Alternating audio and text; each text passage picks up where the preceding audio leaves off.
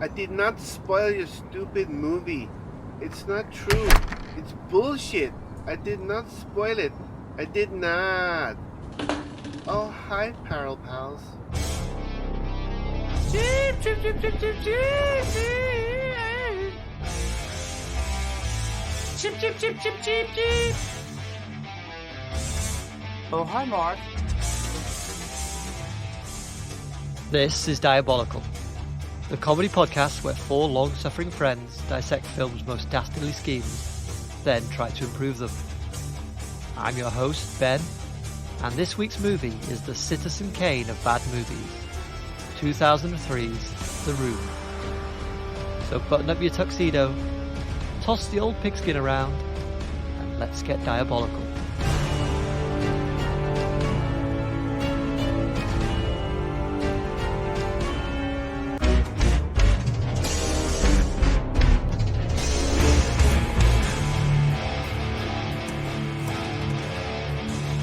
Hello and welcome to the show. As usual, I'm here with three hopeless romantics who did not hit her. It's bullshit. They did not. Oh, hi, panel of peril. Please introduce yourselves and tell us, what is your favourite movie with writer, actor and director credits for the same person? And we'll start with the Skinner Master. Hello, Cinemaster here, and I'm going to say my favourite is Bradley Cooper for A Star Is Born. Oh. It's a movie that I wasn't expecting to be as good as it was, and it was fantastic. Pisses himself on stage, doesn't he? He what, sorry? Pisses himself on stage, doesn't he? Yeah, well, that's the thin end of the wedge, really, of that movie, isn't it? So, but yeah, it's a really great film, and it just shows off how accomplished he is in the world of movie making. Wow. Did he direct that, did he? He did direct it, starred, and wrote it. Yeah, co-wrote it. Oh, Did he write the theme tune? Sing the theme tune? Yeah. Aw, jinx. have you seen the other versions of A Star Is Born, or is that your first birth of a star that you've witnessed? I was there at the beginning, at the Big Bang, so I saw all that as well. So Like, there's a Chris Christopherson one, isn't there? Is there? Like, have you seen that? No. You're not, I was only present at the Big Bang. That was it. I missed everything else. not missed much. All right, Quaig. Hello, Craig here. My favourite film where the same person shares credits for writer, actor and director is a film that I've mentioned on the podcast before. It's a 1981 film written by and directed by Warren Beatty. It's Reds. Yep. Starts off as like, what if When Harry Met Sally was made by Francis Ford Coppola, and then becomes the tale of the birth of the American Communist Party, and it's really good. Ah, very good. Old Red Under the Bed, old Beatty. Yeah, He was a bit of a powerhouse back then, wasn't he? he was on a bit of a run, yeah. Parallax View, also fantastic. And Gaz, share with us your thoughts, won't you? I'm Gaz, and let's say, let's say Twin Peaks Fire Walk with Me, written and directed by David Lynch. That's what I thought you were going to say. Well, I was going to say Django Unchained, but it's not even my favourite Tarantino film. No, and he's barely in Although it. his performance is hilarious in that. It is pretty good. Oh, he's very funny there with his crap Australian accent. Yeah. I did nearly pick Firewalk with Me, though, and it is great. It's a dark, depressing, horrible film. Ooh. But it has David Bowie in it. Sure does. And David Lynch doing his crazy Gordon Cole shouting thing. So it's still quite funny to me. Bits of it are, anyway. You'll have to speak louder. I can't hear you. Adjusting his dial constantly. Yeah, fantastic. And my favourite movie with writer, actor, and director credits for the same person is probably What We Do in the Shadows, which actually has those credits for Jermaine Clement and Taika Waititi. Oh, yeah, of course. But I also have a soft spot for Garden State, which was Zachary written, Braff. directed, and starring Zach Braff. Yeah, I do like that film as well. Yeah, I liked it. Don't know why, but it hasn't got a great reputation. No. I think most people just think Zach Braff's a bit of a douchebag now, don't they? Yeah, well, it's not the film's fault, is it? The populace turned against him. Why? What's he done? or not done? don't know. Don't know. Left Scrubs. I know he tried to do a Kickstarter for his follow-up to Garden Yeah. State, which pissed a lot of people off for some reason. Not entirely sure why. I guess because he's already famous and could secure funding in other ways, whereas a lot of people who use Kickstarter, that's kind of their only avenue to funding. Maybe it's that. Yeah. Well, screw them. I like that movie. Yeah.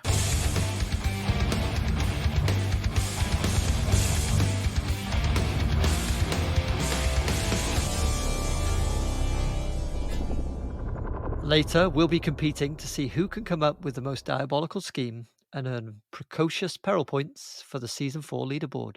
But first, let's take a closer look at this week's movie. Written by, directed by, produced by, and starring mysterious auteur Tommy Wiseau, The Room is a wildly disjointed film that has become beloved for its unintentional humour, wooden acting, and bizarre plot twists. It follows the story of Johnny, a wealthy banker who is betrayed by his best friend Mark and his future wife Lisa.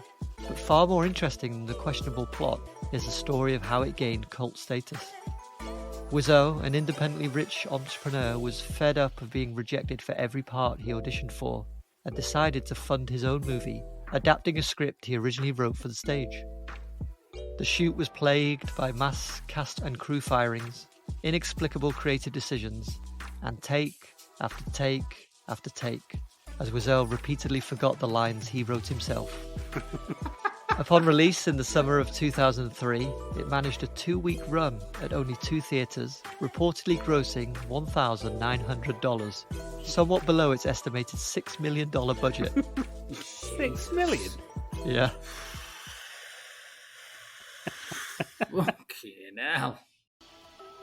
After failing to secure a wider release, The Room became a word-of-mouth sensation in Hollywood, as celebrities like Judd Apatow, Paul Rudd, and Kristen Bell attended its monthly midnight showings, organised private viewings, and shared stories of its ludicrous production. It even went on to spawn The Disaster Artist, a book about the making of the film, that was adapted for the big screen by James and Dave Franco in 2017. Today, The Room holds a status similar to the Rocky Horror Picture Show, spawning an endless run of showings around the world, where fans dress in tuxedos, quote the film's nonsensical script, hurl spoons at the screen, and generally worship Wiseau and the other cast members. It's a film that's close to my heart, as it was introduced to me by my brother Sam, to whom I'd like to dedicate this episode. With awkward, never-ending sex scenes, incoherent dialogue, and vanishing subplots and characters, The Room, in this sexy podcaster's opinion, is the best worst movie ever made. But does the panel agree? Gaz, did this movie make you want to slip out of your tux and make sweet, sweet love on satin bedsheets? Or did it make you want to rub a negligee on your crotch before offing yourself? I'd say neither, in all fairness. Didn't really do anything for me sexually, but what it did do is make me laugh a lot. It's debatable whether someone like Tommy Wiseau should gain financial recompense or fame or notoriety of any kind for a film this incompetently made. Yeah. But it is a laugh riot for just how appallingly bad it is.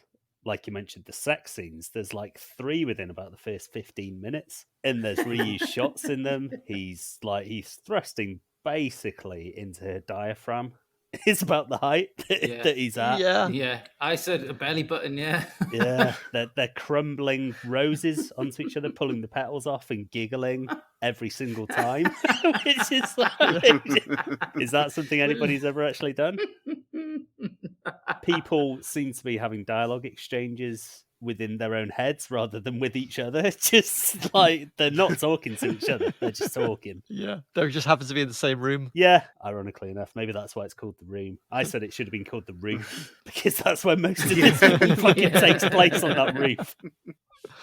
And the R&B that plays on all the sex scenes is all cheesy. Oh my god. Cheap R&B. I will.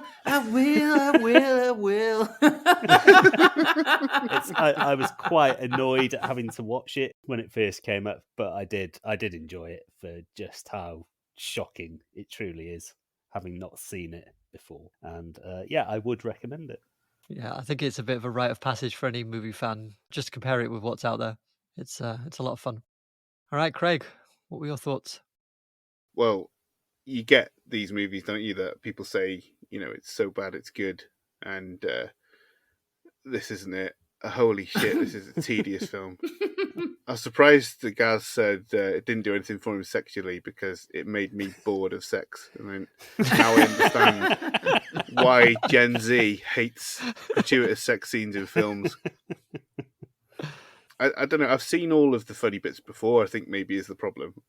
Because I've seen The Disaster Artist before, and I've seen on YouTube like the flower shop scene and the Ohio Mark and all that. So when it came to actually watching But there's a hell of a lot more than that. When it came to actually watching it all in situ, for me, I just was so fucking bored, and I just thought this is dire.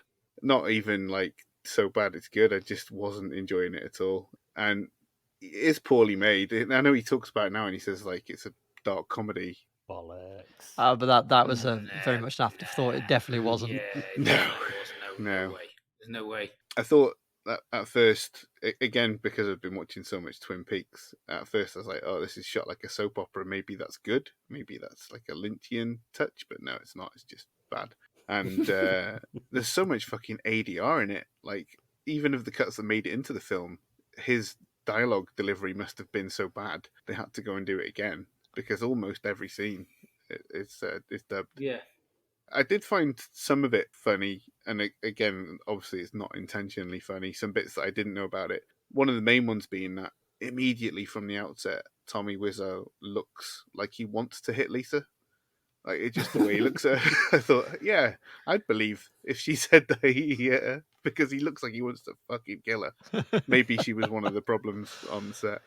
Yeah, he does have a very distinctive look, Tommy Wiseau. Do you know about the billboard that he put up for the movie? I think No. so. I think maybe because I said I have seen The Disaster Artist. I didn't like that either. I can't stand those guys. Fucking the smug pack. It was it was a shame. It wasn't done as well as it could have been. But the book is excellent. It's really there's a lot of heart in I'd it. heard that. Yeah. That's written by Mark, isn't it? Yeah, Greg. So the billboard Tommy Wiseau rented to promote the film in like Central Hollywood. It was about $5,000 a month, I think, or perhaps a week. I forget. But That's where the budget went. No, he paid totally separate, and it was there for like 5 years. And it was a picture of the cover of the room. I don't know if you've seen it. It's a black and white picture. It's very close up on Wiseau's eyes. Yeah. And then it just said the room and then a number to call. No one knew it was a film. No one knew what the hell it was for. It's this terrifying billboard up in Hollywood. A place where you can go to be killed. Yeah, it was there for, I think it was a good 5 years it was up there. It became a bit like a little landmark in LA. Yeah, I thought I'd enjoy the shitness of it more, but I don't know. It just didn't do anything for me. I found it very tedious. All right, Cinemaster, what say you? Well, I say, how did he spend $6 million on this film? I thought, he would have paid them, like, all the actors like $500 each, built the set himself, or got his mate to build the set, who's a carpenter or something like that. The roof's green screen, isn't it? Is it? Yeah. Oh, yeah. It's just terrible. But the top bits, the wall on the roof look a bit polystyrene and stuff like that. But then everything, the wardrobe budget just looks like a charity shop budget. Nothing fits anybody particularly. Those very tuxedos. well. Those tuxedos. I think that was another charity shop find, and they were very lucky. Or maybe that was where maybe $3 million of the budget actually went. Everything else, some of the wardrobe choices are crazy. At one point, he's wearing like a suit jacket and combats for some reason. They're his own clothes. Yeah, that's how he dresses all the time. Yeah, it's just absolute madness from the get go. You think, am I watching Red Shoe Diaries here? Is this like? Yeah. But then obviously it becomes immediately obvious he hasn't got a clue what he's doing. Not just making a film, but also making love. It's just absolutely shocking. But at the same time, it's like, it was really weird because for the whole film, I was just like, I wanted it to finish. But then there was so many bits where I was just pissing myself laughing, going, this has got to be it now. It's got to level out at some point. But it doesn't. It just keeps crashing through floor after floor after floor after floor. And it's wonderful. It's you can't drag yourself away, but at the same time, it is absolutely appalling.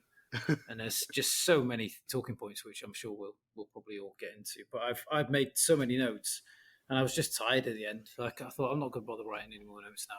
There's no, I don't need them. It was the quotes at my list. My list of quotes fuck just yeah. was never ending. How many quotes are we allowed this week? Because I think we should be all allowed 2 or 3 at least. Where did your notes end? Because mine ended after Johnny and Mark are fighting at the party and it gets defused. But then Lisa and Mark are just like openly fondling each other in front of everybody, and nobody says anything about it. And that's my last note. I just stopped making notes then. I've got a quote as my penultimate note, but then I've just written in the end, "Oh, thank merciful God, it's over." Well, Craig brought it up there, but the roof, it was indeed a green screen. And during production, they hired obviously a studio, and the top of the studio had a roof that looked exactly like that. And Tommy saw it and said, "Yeah, this is perfect. Build that down on the floor down there." and the crew that he'd had was like, "Well, why don't we just use this rooftop?" And he goes, "No, let's build it down there. I want a green screen." And then obviously green screened, he wanted San Francisco to be projected there.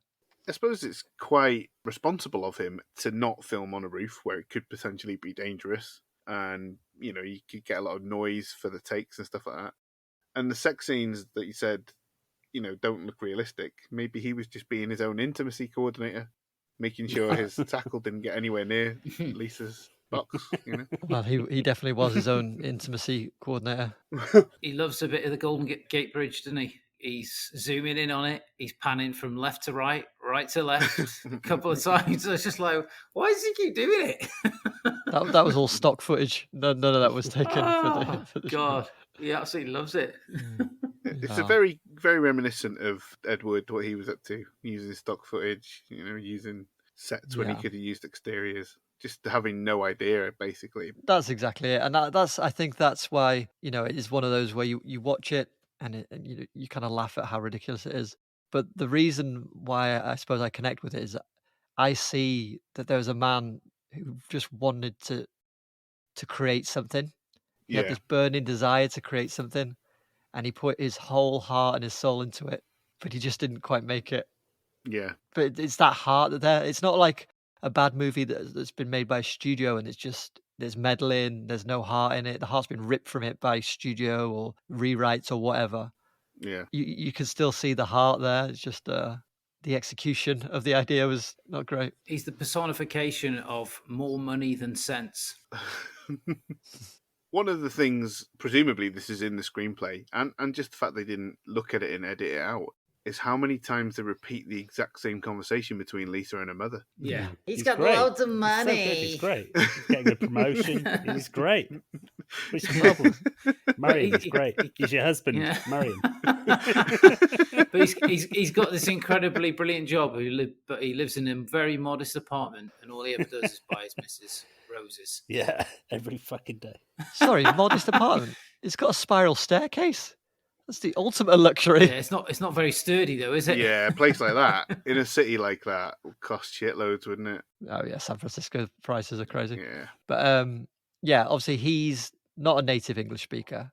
Is he not? But he's written the script in English, which a lot of it was edited on set by, I'm not sure if it's the second director or someone that was assisting him, Sandy Sinclair. He did an awful lot of the work on set. Yeah, maybe that's the problem. Just let Tommy do it his way. Perhaps. So before I ask you for your highlights and favourite lines, we're going to play a little game I'm calling the Oh Hi Jeopardy-like quiz game.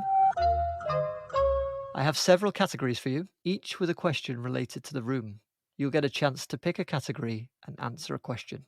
The categories are the $6 million question, I want to suck your blood, Hi Doggy, Spoon, and All Play.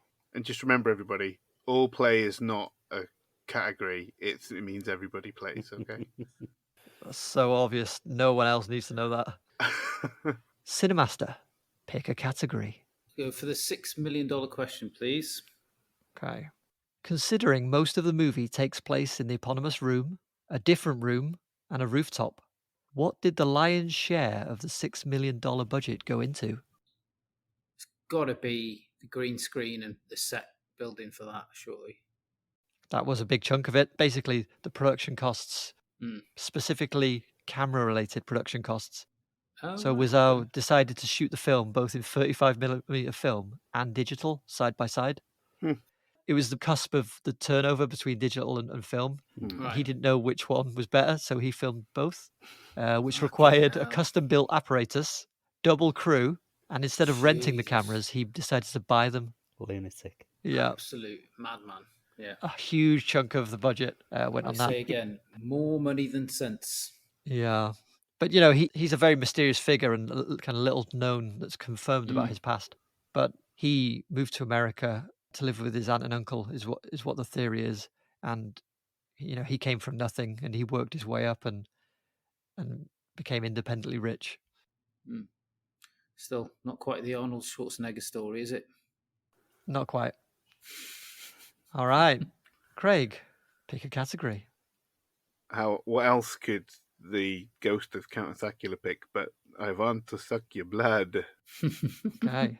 After shooting the rooftop scene in which drug dealer Chris R demands money from Denny, Wiseau liked the drug dealer so much, stating he's such a good character like Al Capone, he wanted to make the confrontation more spectacular. Can you tell me what ideas Wiseau had in mind before he ran out of time at the end of the shoot? Well, based on the category, I assume he wanted to turn Chris R into some kind of vampire. Not too far off. Ooh. He wanted a much longer fight that would have seen Johnny knock the guy's gun off the roof somehow. And then, to make it more spectacular still, Johnny wanted to drive his car off the roof. Tommy wanted Johnny to drive his car off the roof and not crash, but fly into the sky. The logic being that he is a vampire. Kind of like Grease, but I don't know. Jesus. That makes no sense whatsoever. So I wondered why that scene was in the movie at all, and I wondered, is it the drug dealer's gun that Johnny kills himself with? Oh, that's interesting. I never put that together, but it could be. Because otherwise, what's the point of it? It absolutely has no. I wouldn't worry bearing on about. I wouldn't worry about trying to find a point in there. Drugs? You're doing drugs, Denny? Drugs? You're doing drugs? What kind of money? Drugs? What kind of money? Paper money or metal money? All right, Gaz, pick a category from the board, please. I'll go for all play. Now you understand. Well, we're going to do that anyway, so pick another one. Oh. You can do that anyway. Ah, Yeah. Yeah, that's what I was going to say. That happened last time when I picked it. I'll go for Hello Dog. You mean Hi Doggy? Yeah. I gave it a little All twist. right. I gave it the old Gaz twist. Oh, and that's why we pay you the big bucks. The old Gaz Dingers. During the flower shop scene, Johnny says, "Hi, doggy." True. This line was improvised because Wiseau only became aware of the dog mid-take, despite it being there for the entire setup of the shot. True or false? True. It's gotta be, yeah. Correct. The scene was filmed at a real flower shop near Wiseau's property in San Francisco. The woman behind the counter was the actual owner, who Wiseau knew and convinced to be in the film. You're my favourite customer. And a great guy. Right. The all play. Considering we've discussed the very, very awkward sex scenes, how old was Juliette Danielle, who played Lisa, when the room was shot? Ooh. The closest answer takes it. 22. Yeah, 23. 22. Well, the Cinemaster and Craig take it. She was 20 years old. And Oof. she'd just moved to LA with her mum's sister. And she was initially cast in the supporting role of Michelle, Lisa's friend. But after the original Lisa was fired for having a strange accent and not quite fitting. Danielle was promoted to the leading role, but she's since said that, obviously it was not the best experience for her. And then when she sat down at the premiere with her mum, the very, very long, awkward sex scenes made it a very hard watch. God, man. yeah. But her mum kept saying, he's a great guy. He's got a great job. A promotion coming up. So what was the spoon questioning me about? And why did people send spoons to him? I missed the Mr. Spoon bit. So throwing spoons at the screen has become a regular part of the screenings of The Room around the world. Why? But why spoons? Any guesses from the cheap seats? Rhymes with room? Is it an award? An award they got? A wooden spoon or the? Oh, that's a good guess. Gaz, any thoughts? Because he's got a weird flat face like the Tick, whose battle cry is spoon. Spoon. That's an excellent guess as well. But no, there are photos of spoons decorating the eponymous room. Ah. And so the crew begged Tommy to let them dress the set because it was so bare and they wanted to make it feel more lived in. And so he agreed to spare us some budget for photo frames. But then he didn't extend that for the photos to go with them. So he told them to use the placeholder images that came with the frames, which just happened to be spoons. And so what people do now in the screenings in the cinema, they take plastic spoons, they're like disposable spoons, and they just launch them at the screen every time they see spoons, and they're shouting, "Spoon!" Oh man, people are complaining about the Taylor Swift audiences. Imagine being sat in a room with these fuckers. Well, no, you go for that. I don't. Specifically for that. People don't go to the Rocky Horror Picture Show and say, "Can you just tone down the costume and the dancing?" No. Yeah, I don't think they throw anything at the screen though in Rocky Horror, do they? And they enjoy themselves and get up and have a dance. What they should do is have some banter that you can't follow and is bizarre, and then push each other into some bins. That'd be in the spirit of this film. They kind of do that. Yeah. People do wear tuxedos, and people throw American footballs around the audience. And they quote the lines. A bit like standing a foot away from each other. Yeah, exactly. Oh, watch out. Oh. It's become a very community experience, yeah. God almighty.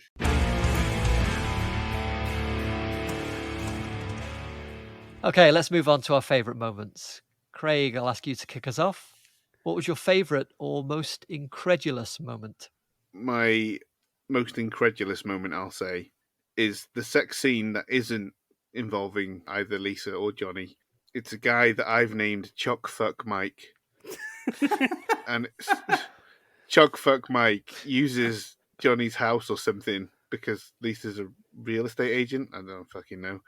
Can't remember. But just some randos come into the house and start fucking on the couch. And just his stupid gurning face, Chuck Fuck Mike's sex face, is my low. Did you have a high? But yeah, I guess probably my favourite scene that I had seen before this is just that flower shop scene because that's fucking hilarious. It's amazing. Yeah. Battering through as much meaningless dialogue as quickly as you can. Yeah. Just the speed of it. Yeah. It's like George Lucas was directing it. Faster, more intense. Yeah. And I wonder how much of that is ADR as well. Yeah. Kind of odd they managed to not capture the mouth for any of the lines. All right, Cinemaster, what was your favourite or most incredulous moment? I'd say it's got to be the football in the park with just him and Mark playing together in the park. And then they're just making noises and then wrestling at the same time. And it's like, wee-woo! And stuff like that. So it's like, things that friends do. That was like simultaneously the high point and the low point for me, that one, because that's great. It's just balmy. It's absolutely balmy, but it's so great that it just lifts you up completely as well. So the actor who played Mark was actually Tommy's good friend in real life. They met at acting class, and Tommy had already been in this acting class for a long time. Greg Sestero, who plays Mark, joined the acting class and immediately noticed that no one wanted to be a scene partner with Tommy, so he kind of felt sorry for him, and they became friends. Greg Sestero agreed to produce the film with Tommy, but he said he wouldn't be in it because his acting career was starting to take off, and I think he was in a film called Puppet Master 3, maybe something like that. He'd just done a film All anyway. right. Yeah. No. And I think Tommy had this planned all along, but he fired the actor playing Mark right before the shoot began and kind of begged Greg to join the film. So he did. But he did not agree to take his pants off, which is why in the sex scene with Lisa, he's still wearing his jeans. Ah. All right. Gaz, your favourite or most incredulous moment? It's hard to kind of pick one without picking your favourite line, isn't it? But a moment that I really, really laughed at is at the party, and Lisa just suddenly says, in order to be alone with Mark, "Hey, everybody, let's go outside and get some fresh air." And Tommy Wiseau proceeds to film every last fucker leaving through that door instead of just coming to the door being closed. They're just silently filing out in a static camera shot of people walking through a door for a good 20 seconds, I would say. And you're just like, what are you doing? It's like Partridge falling short on his walk on this time. Just the clump of thing. Silently proceeding out. Just absolute nonsense. That's great. One of my favourite parts, and I suppose it's become my favourite part since I've learned more about the film, but just after that scene where they all leave, Lisa and Mark are alone together in the room, and a friend walks in and catches them in the act. Well, that actor was actually a late stand-in because it was supposed to be Pete, the guy who's in the tux with the glasses and he falls over in the alleyway. Yeah, the psychologist. It was supposed to be him, but the actor ran out of time and he went to work on something else. So they just brought in another random person to catch them. No explanation. You'll do. Just makes no sense. What are you doing to Johnny? He's a great guy. He's such a great guy. What are you doing? All right. Did you all have a favourite disappearing plot line? I'll start you off with my favourite, which is the mother declaring that the test results are in and she definitely has breast cancer. Yeah. But then it's never mentioned again. Well, it's fine though, because Lisa's just like, it'll be fine. Don't worry. So that's solved. Yeah, as I mentioned earlier, the drug storyline that I assumed was going to tie into it in some way, which I think is why I've, in my head canon, made it so that that's where Johnny gets the gun, because at least that's something, right? Yeah, but I think that's way too clever. Yeah. But it would work. Yeah, I think I would have gone with the same thing. The drug storyline with Danny just goes absolutely nowhere. It feels like he's going to have a nice little subplot, but then no, he's just a little weirdo that like tries to get threesomes with him. That's his function. Yeah. He likes to watch. You look nice today. Can I kiss you? And then he's under the fucking sheets with them all of a sudden, and they're like, "Oh, you." That actor was 22, so he was older than Lisa, but he was supposed to be playing a teenager. Yeah, he looks it as well. Looks what, 16, doesn't he? Cinemaster, did you have a favourite disappearing plotline? Yeah, it's a disappearing plotline / character. Peter, he starts off and he's a psychologist, then he gets ribbed for always playing a psychologist, and then that's it. And he's in playing football in an alleyway, and then that's it. Gone. I thought maybe they're going to go down the route of trying to like patch it up through a psychologist, through his mate or something. No. Well, as I said, he was supposed to be the one that caught Lisa and Mark at it, but he didn't have enough time left on the shoot because it ran over and over so far, which was another reason for the spiralling cost. Yeah. Perfectionist, isn't he? It took days and days to film all the fucking sex. Oh, man. One that took one of the longest was the scene where Tommy comes out and he says, "I did not hit her. I did not. It's bullshit. I did not." And he's got the water in his hand and then he throws it. That scene took days. Yeah. You couldn't walk and act at the same time.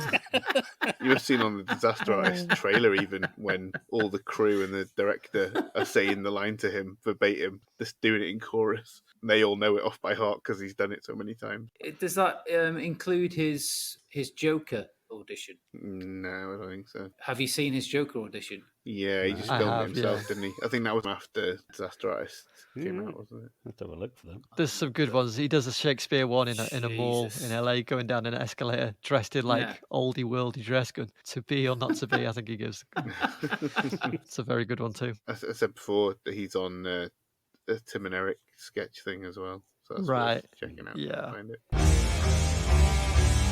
All right, finally, favourite lines. Gaz, you can start us off. Oh, we've already mentioned a few of them. Come on, you must have at least 2 dozen there, Mention that. surely. There is a little exchange during the fight with the drug dealer, or after the fight with the drug dealer, sorry. Lisa's just going, "Are you okay, Denny?" And he says, "I'm okay." And she goes, "Are you okay?" And it's like, she fucking said it's okay. What are you going mad about? Brilliant. Cinemaster. Do you know chocolate is a symbol of love? Is that Chock Fuck Mike? Yeah. It just says that. Chocolate. And then it's such a good line. About 15 seconds later, they say it again. You know, and then it goes, chocolate is the symbol of love. His missus says it that time. I was like, whoa, what a good line. Chock Fuck Mike. Repeated for the cheap seats. Craig.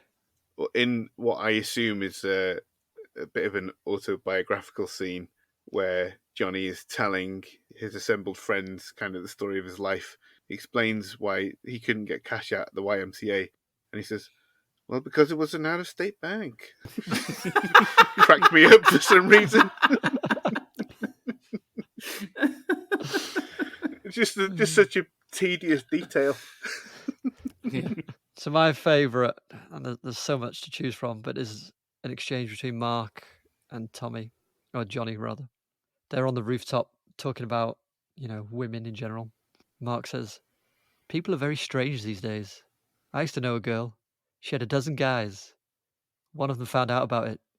Beat her up so badly, she ended up in a hospital on Guerrero Street. Johnny puts his arms behind his head and says, what a story, Mark. It seems like he finds it quite funny, doesn't it? He finds everything funny. It's casual violence. Yeah. This poor girl in the hospital on Guerrero Street. What a story, Mark. He is smiling, yeah. Right, we'll go one more round. Cinemaster. The guy standing next to his missus at the party, he goes, just out of nowhere, Lisa looks hot tonight. And then it just pans away from him. Beautiful. Craig? There's a very Seinfeldian line, which is, leave your stupid comments in your pocket. Oh, yeah. Yeah. Very similar to stuff your sorries in a sack. Gaz? I quite liked the ending when Johnny,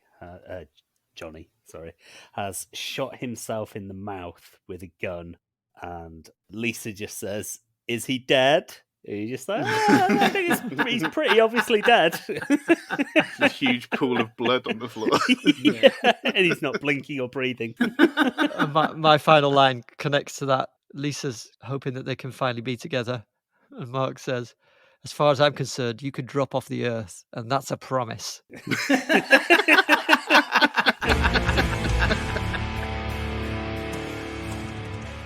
Now I'd like to share some thoughts on the movie from our peril pals around the world. So our friends at the podcast Nobody Asked For said that, strictly speaking, the villain is Lisa. Ethically speaking, the villain is Tommy Wiseau for making the film. Yeah, there's a couple of people who said stuff like that, and what I think is Mark is bigger shit than Lisa. I mean, Lisa's kind of a kid, isn't she? She's kind of stupid. I don't think she wants him dead. But Mark's a cunt. He's a prick. Dave at Breakfast Club said, is it bad that I haven't watched it? I'd heard so much about it and seen all the memes that it feels like I don't need to watch it now. And I kind of felt that way going in. I thought, I've seen so much of this. What else am I going to get out of it? And personally, I didn't get anything else out of it, but everyone else did. So maybe don't listen to me and watch it for yourself and decide. It's the kind of film that never stops surprising, so I would recommend a watch. Jay from KJ&A podcast also said he hasn't seen it, so similar response to Jay, I reckon. Yeah. Just watch it for yourself and decide. Craig from What's the Script podcast has also said he's made a point of not watching it, and he's worried that it could lead to serious medical issues if you watch the whole thing. Craig, get over it. It's worth your time. Concur. Chat Tsunami have said it was over when Lisa tore him apart. No coming back from that. And if James Dean taught us anything and Tommy Wiseau took anything from him, then yes, we know when you're torn apart, there's no coming back from that. Yeah. Absolutely not. A shattered man. Very much so. A husk of his fallen self. Demonstrably so. I've seen one here from Kevin the Critic, and he says, I think it's a staple of so bad it's good films, but must be watched with others to get the most enjoyment, which I would definitely agree with. I thought the four of us watching this together, we would have been full on the floor laughing, but probably very tired after watching this film together. Yeah, when we used to watch films together, Yeah. especially films we'd already seen, we spent more time kind of talking about them than we did watching Yeah. them quite often. I think we would have had a lot of fun with Yeah, this one. and then we would Yeah, have for just sure. been making each other laugh the whole way through it as well. So, and then that would have been it. We would have just been absolute trembling wrecks at the end of it. Knee trembler. Ooh. Ryan McClellan said, The Room is genius. It may be a bad film, but at its heart is a man who just wants to surround himself with people that he loves and who love him back. Which I think is similar to your feelings on it, right, Ben? You kind of That's like exactly that right, aspect of it. Yeah, I think that's quite clear, and that's what I think makes it connect with so many people. Yeah. If it was just bad, I don't think it would have that connection. People wouldn't, watch it again and again and again. There has to be something real there at the heart of it. Yeah. SP Film viewers have said it's both phenomenal and terrible at the same time. Of course, my wife Sophie didn't appreciate it, but it made for an entertaining episode at least. So please do listen Yes. to SP Film Viewers episode on The Room. Yeah. The Top 10 of Anything podcast says there are a lot of movies that are bad that were made bad, ironically. The fact that Wiseau made this thinking he was making a masterpiece makes it all the more funny. And again, that kind of echoes what you Yeah. said, doesn't it? It wasn't cynically made No. to be bad. It's so bad it's good. That's it. It's, Yeah. it's authentically bad. So that's why it's at the same time so funny, because if somebody was trying to make it, tongue in cheek or particularly badly hilarious, you'd be able to pick it off a mile out and it just wouldn't have the same impact. Yeah. The Collateral Cinema podcast says, Tommy and Greg are the A couple of the patron saints of our podcast. So we say The Room is transcendent cinema. Wow. And they've also got a gif of Tommy Wiseau laughing, so Yeah. maybe that's a bit tongue-in-cheek. I don't know. Yeah, maybe. Tickets Please said, I think the villain is the best friend, Mark. He could have stopped Lisa any time from doing what she did. And he was super quick to blame her at every turn, which is I completely agree with. He's horrible to both of them, Mark. He's a nasty piece of work. Mm-hmm. Yeah. But I think they try to lay breadcrumbs to make it seem like he's a bit of a victim, but it just doesn't work based on his behaviour. Yeah. Well, thank you to everyone who got in touch. Sadly, we can't feature you all in this section. Otherwise, it would last longer than one of the Room's sex scenes. Ooh. If you'd like to share your thoughts on future movies we cover, head over to Twitter @DiabolicalPod and join the conversation.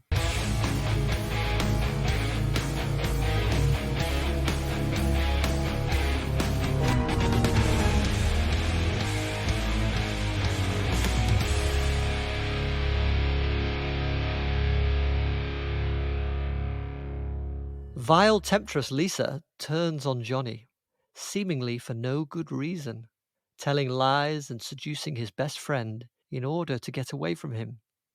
Cinemaster, what did you think of Lisa's plan to rid herself of Johnny and get a new man? She was just, I don't know.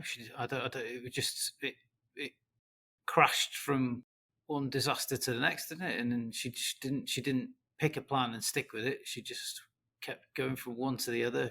He's beating me. I'm pregnant. Running away with Mark. And it's like, well, look, one of the others. Just pick one and stick to it. And she didn't. She didn't. So she caused the death of a very, very nice, if yet eccentrically dull man. Do you think he was a keeper? Oh yeah, absolutely. I'd marry him tomorrow. Should have put a ring on it. Yeah, that's it. Was Lisa diabolical, Gaz, or was she simply misguided? I think misguided. I think she's young and a bit silly. Cinemaster's just reminded me about the whole pregnancy gambit that lasts all of about 30 seconds before she reveals that she's telling porcupines. There is no baby. 30 seconds later. Eventually I'll get pregnant and it'll be fine. I think gambit is an excellent word to describe everything she tries in that film. And porcupines. Yeah, it's she's just pinballing from idea to idea to get away from a guy who everybody tells her is great, who thinks he's great, but she obviously doesn't concur. So I think she's got a bit grown up to do to realise just how fortunate she is to be with such a great guy. Agreed. He's getting a promotion. Yeah. Lest we forget. Oh, no, but he didn't didn't, get did a it? promotion, He and that's missed why he's a out. bit So depressed. he didn't get The it. liars. But he'll get a That's- promotion eventually, just like she'll get pregnant eventually. he makes a lot of money for the bank, so he'll get that promotion one day. Craig, what are your thoughts? I think her biggest mistake is imagining that anyone's going to give a shit when she tells them that Johnny's beating her, because Yeah. no one reacts with horror or nobody goes after him. Nobody confronts him. Hang on, Johnny. He complains, I didn't do it, but nobody goes up to him and says, I can't believe you're hitting her, Yeah. or like kicks his ass or anything. Nobody Yeah. cares, apparently. All the people in her life. There's no evidence, though, is there? Because Johnny's word is gospel. Oh, so you think they don't believe her? Yeah. Okay. Yeah. Then what's he so upset about? I don't know. Yeah. Well, I don't know. we'll never know. I'd agree. I think Lisa's petulant, and probably if we were to revisit that character 10 years later, there'd be a lot of regrets. They should do that. So I think she wasn't diabolical. Her plans were wild. I'm going to give her 2 florets of broccoli. Jeez. Fair play. Yeah. Fair play. Yeah. I was expecting maybe half a floret there. I've not even thought of 0.5 florets. Mm. That's something I'll have to think about. Yeah. So some food for thought there. Mm. Specifically broccoli.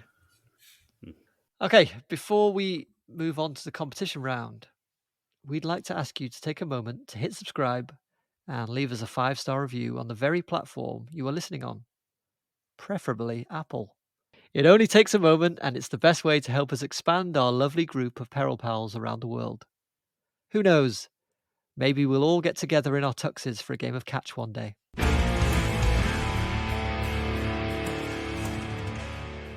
This is the part of the show where we compete to see who can come up with the best evil scheme to earn those most holy of holies, peril points for the diabolical leaderboard. We'll each share an alternative plan and vote for our favourite at the end. Lisa finally gets her way and rids herself of poor Johnny, but her dreadful behaviour causes him to kill himself, and she is ultimately rejected by Mark.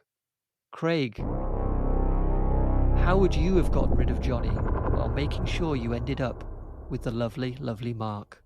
When the response to Lisa's claim that Johnny has hit her range from indifference to flat-out defence of Johnny and his stable financial situation, Lisa knows that she needs to step up her game. If there's one thing people will tolerate less than a wife beater, it's a nonce. And it's surprisingly easy for Lisa to convince Mark, her mum, and that other guy they know, that Johnny has been, if not fiddling with, at the very least behaving inappropriately around Denny. Firstly, Lisa makes sure to leave Johnny's and her bedroom door ajar so that Denny can get an eyeful of their tawdry but spiritless sex. She holds her nose and has several bouts of softcore intercourse with Johnny in full view of his young ward. She tells Johnny she wants to film some private movies of their lovemaking, but places the mirror just so, catching Denny's enthusiastic, onanistic response in the reflection, and later editing copies of the video to focus on him alone. Next, Lisa goads Johnny into taking pictures of Denny while he's using their toilet, for a laugh, she says, and then laughs to illustrate to Johnny what she means by that. Meanwhile, she uses Johnny's phone to take snaps of Denny eating banana splits, hot dogs, and mini cannoli, all seemingly innocent out of context. Finally, she excuses herself to take a shower when only she and Denny are present, making sure to drop the barely there leopard print thong she'd been wearing in a place where the horny tyke can find it, but feel like he's swiped it discreetly, like in the wash basket but peeking through the lid, say, or, I don't know, draped over a guitar. When things come to light later on, the embarrassed Denny clams up when asked where he got hold of Johnny's favourite posing pouch. That's right, the G-string was not Lisa's, but Johnny's all along. All of the other evidence is enough for the group to shun Johnny, and for total cunt Mark to not only disown his best friend, but to console his devastated girl too. I did not fiddle him. It's not true. It's bullshit. I did not fiddle him. I did not, protests Johnny to nobody, as he finds himself alone on the roof before jumping off. Very good. So a couple of questions from me. So my first question is, how do you leave a spiral staircase ajar? A door, I said. Yeah, there's no door. It's just a spiral staircase. Yeah. So no you door. wouldn't need to leave it. You wouldn't need to leave it ajar because it's just a He spiral can staircase. just have a look anyway. Exactly. I guess leave the nets on the four-poster bed ajar. Mosquito nets. And then my other slight issue is 2003. Were camera phones? That's what I big was then? going to I think say. Yeah. I think my phone still had a green screen in 2003. I think it was No, it didn't. I had a camera phone in 2003. 3210s were still all the rage then, weren't they? No, they weren't. You're thinking of about 4 years earlier. By that time, I had one of those Sony Ericsson phones, and the pictures weren't amazing. 0.5 megapixel. Oh yeah, I think you might be right. Like the black at the top and then white at the bottom, kind of. Yeah, all right. Yeah. I think I had one of them too. Didn't I? All right, fair enough. The pictures were shit. They were like, 2 meg per image, and they were all blocky and shit, but enough to get the gist of nonsense. Enough to know what Denny's up to. Yeah. Okay, if there are no further questions for Craig, we shall move on to the Cinemaster.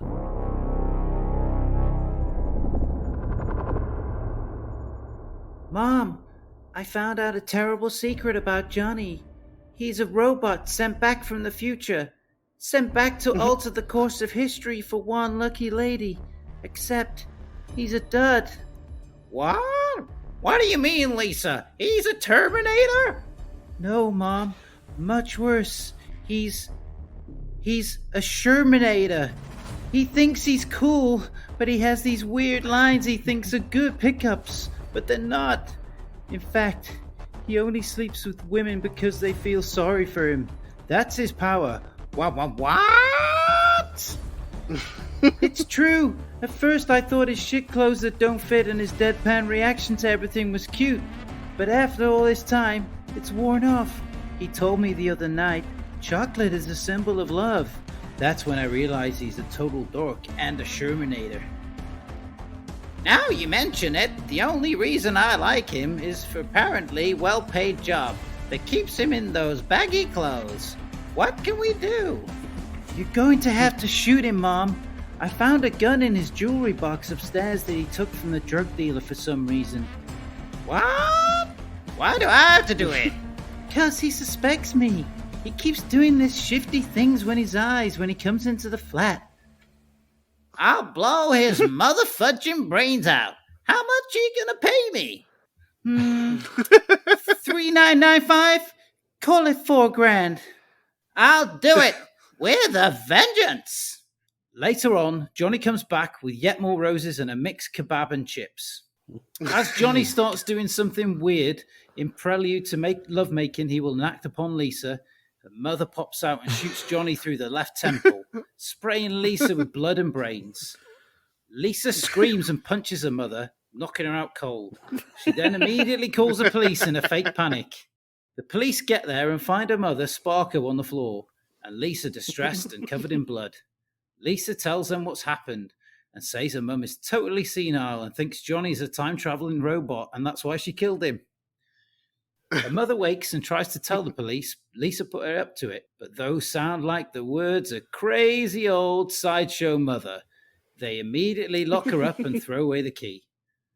As Mark consoles Lisa, knowing that it wasn't their affair that drove him to kill himself this time, Mark is free of any guilt and he takes their lukewarm affair to dizzying new heights of mediocrity. Beautiful. I say that's more concern than the mother showed in the film. I think the acting was better as well, to be honest. Thanks, yeah. I thought she was going to bump the mum off at some point because she was like, she's telling me what to do. And I was like, yeah, but I didn't give a part anyway. Yeah, that would have been something. Would the police not check up on Lisa's claim that her mother is senile? Would there not be some kind of medical record to that effect? Yeah, they're just shit cops. So they just take the word for it. And then when she starts spouting stuff about time-traveling robots and shit lovemaking, and she's like, well, yeah, she's obviously crackers. Let's get to the loony bins ASAP. Do you reckon any of those cops will have seen American Pie? No. All these potential plot-lined your follow-ups, just like the film, they just disappear. Just like, disappear, oh, the just police are vanish. going to investigate that. No, she's in clink. That's it. I was thinking that the mother would never pull the trigger, but then I realised, well, she's got nothing to live for because she's dying of breast cancer. So perhaps Exactly. it's the final throw of the dice. That's why she's the perfect patsy. Yeah, exactly. Yeah.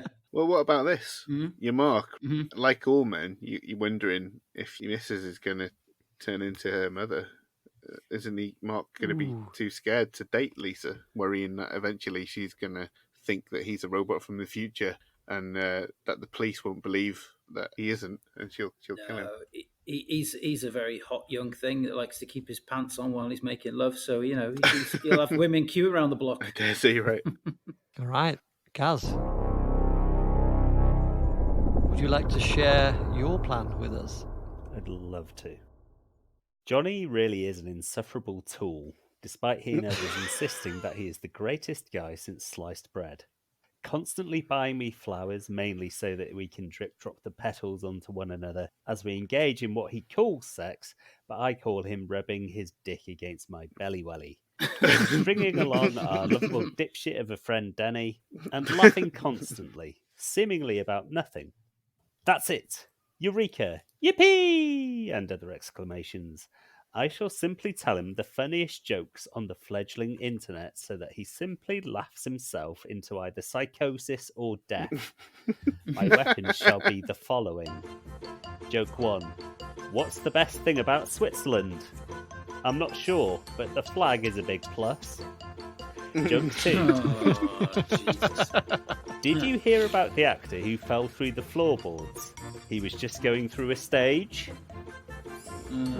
Joke 3. Why don't scientists trust atoms? Because they make up everything. Joke 4. Why did the chicken go to the seance? To get to the other side. Joke 5. How does Moses make tea? He brews it. Joke 6. What do you call a parade of rabbits hopping backwards? A receding hairline. Joke 7. Why did the M&M go to school? It wanted to be a smarty. Joke 8. How does a rabbi make his coffee? He brews it. Joke 9.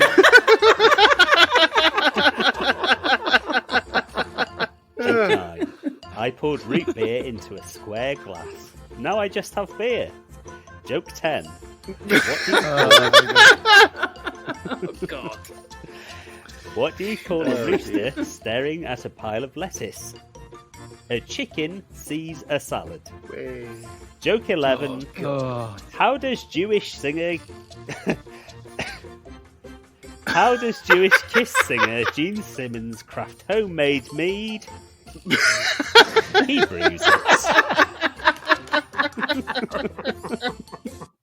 With my Rob Liefeld style pockets stuffed to the brim with these and 97 more jokes, Johnny will be powerless to stop his daft laughing and will break his ribs, i.e. body, and mind, i.e. soul, leaving me and Mark to make the beast with two backs whenever we flippin' well please. So just to clarify, you're proposing making Johnny laugh so hard he becomes a vegetable? Yes, rather like the weasels in Who Framed Roger Rabbit. Yeah. Okay. He's going to do himself a disservice through his proclivity for laughter. He does look like he's in a lot of pain when he does laugh in this, so I could believe that he'd be on his way. I think there's better jokes of 2003 than that, to be honest. That ties into I only have one question for Gaz, and that is, what are the other 97 jokes? Oh, come on. My life is finite. Let's not go through them. No, I that was a joke. And how many of them have a punchline that is he brews it? Yeah. I think it's a good 1-to-3 ratio, I think. It's too good to not reuse. That was very good. Here's a one-liner for you. I got an A in philosophy last semester by proving that my professor doesn't exist.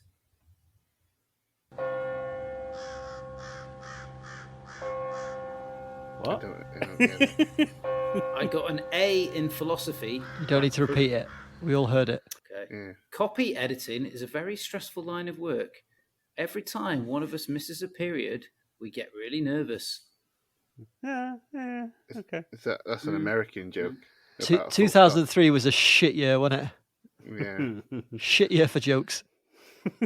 All right, well, if there are no further questions for Gaz, I will bring us home in a manner befitting an insane podcast.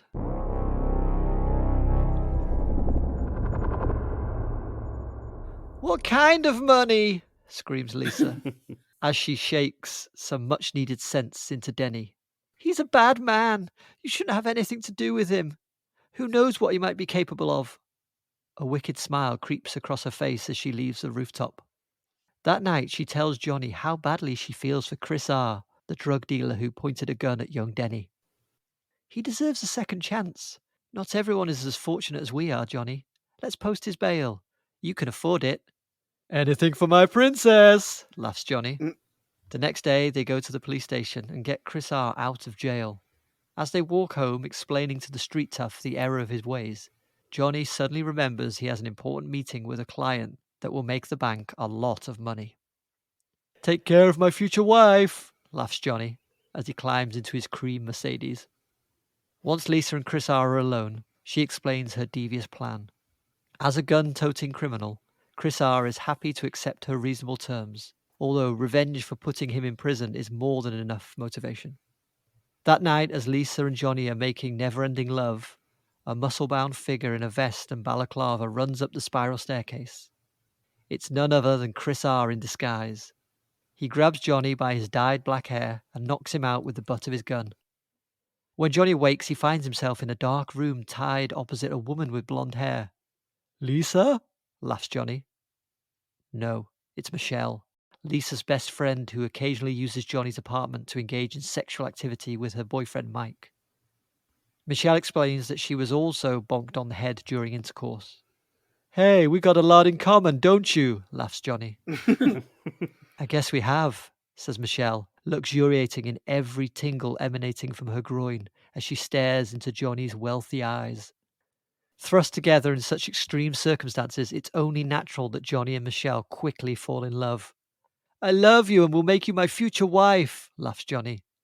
Michelle gasps a breathy gasp and shifts in her seat, a smile of intense pleasure dancing across her lips. Chris R., of course, is watching, and when he sees this, he demands $50 ransom from Johnny, who pays from a brass money clip in his pocket. He then releases them. Anything for my captor, laughs Johnny. That night, racked with guilt, Johnny tells Lisa that he's fallen for Michelle and that she is the one who will be his future wife. Lisa tells Johnny that she's heartbroken, but she understands. What a story, Lisa, laughs Johnny as she packs her silky negligees and leaves. The next day, at Johnny and Michelle's wedding, Lisa and Mark reveal that they are now an item. Johnny is delighted. He is getting married and Mark's sex life has become much healthier.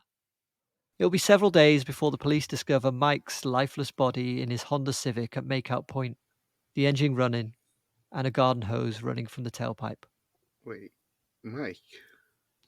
Michelle's boyfriend, he's the only one that ended up without a girl, so he just kills himself. Chock fuck Mike. Chock fuck Mike. Who thinks that chocolate is a symbol of love? Yeah. Okay. It's foolproof, I think. Yeah. Would Chris R. not feel any kind of loyalty to the guy who bailed him out? Lisa will explain that it was actually her that convinced him. Would maybe Chris R try and extort more money from her to keep quiet? He might do, but then he'll just go, nah.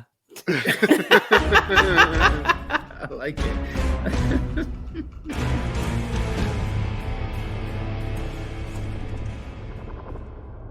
Some truly diabolical schemes there. Now it's time to vote for our favourite. As a reminder, we had the Cinemasters' Miss Seniality, Craig's Nonsense, Gaz's Stand-Up Smackdown, and my Triangular Love Shape. Remember, each vote is worth exactly 1 point for the leaderboard. No more, come on guys, but certainly no less. No less. Well, you're getting good at that. Craig, who have you voted for? Well, it was real close for me. I almost voted for you, but I think Chris R. is too unpredictable, so I went with Gah. Ah. laughed to Whoa. death. Oh yeah, there you go. Just And Gar, who did Hugh vote for? Funnily enough, I voted for Craig because everybody hates a pedo, don't they? Oh, boo, Everybody. hiss. Oh God. Boo, Well, he's a pedo. And Cinemaster, who have you voted for? well, I have voted for yourself. Ah, well deserved, well deserved. And who have I voted for? I have voted for Gwaz. Ah, Very good, very good. And I voted for him specifically for the he brews it joke. yeah. yes. So I hadn't been in there. It was recycled very It well. got better each time. It did. Rule of 3, baby. All right, so Gaz, what does that do to the diabolical leaderboard? Not too much change in terms of standings. In the lead with 15 points is Craig. Second place with 13 points is the Cinemaster. Third place with 11 points is myself. And bringing up the rear with 9 points is Ben. All right. So it's like 2 points apart for everybody, right? Yeah. Yeah. Hmm. Ooh. Cinemaster, you will be hosting next week. I will. Breathe deeply, connect with the inner you, and tell us what we'll be watching. Well, next week we shall be watching the film that features the villain who I am characterized by in our diabolical artwork, which is Flash.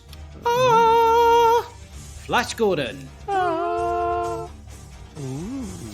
Flash! I reckon it's been at least 3 decades since I've seen that. Should be a humdinger. Well, that's it for another episode. Thank you for listening. Don't forget to follow us on your podcast platform of choice so you never miss an episode.